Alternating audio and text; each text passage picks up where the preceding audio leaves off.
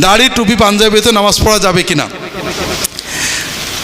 কথা হলো, আমরা নামাজকেও কঠিন করে ফেলেছি। দাড়ি টুপি পাঞ্জাবি সব কিছু লাগবে। আচ্ছা, খালি গায়ে নামাজ পড়া যাবে না? হবে না? না, খালি গায়ে নামাজ পড়া হবে না। নামাজটা শেখেন আগে। নামাজ হলো আল্লাহর সাথে মূল সম্পর্ক। কাপড় থাকলে কাপড় গায়ে, নইলে খালি গায়ে।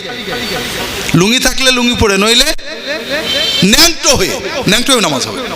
অজু থাকলে অজু করে, পানি না পাইলে তায়াম্মুম করে, না হলে কিছু না করে, দাঁড়াতে পারলে দাঁড়িয়ে, নইলে বসে শুয়ে কাঁধে সিট হয়ে, দৌড়াতে হলেও উটের পিঠে ঘোড়ার পিঠে গাড়ির হ্যান্ডেল ধরে কেবলামুখী হতে পারলে, নইলে যেদিকে পারেন মুখ করে, আপনি যখন সময় মতো আল্লাহর দরবারে হাজিরা দেবেন, আপনার আমলনামায় 16 আনা সওয়াব লেখা হয়ে যাবে।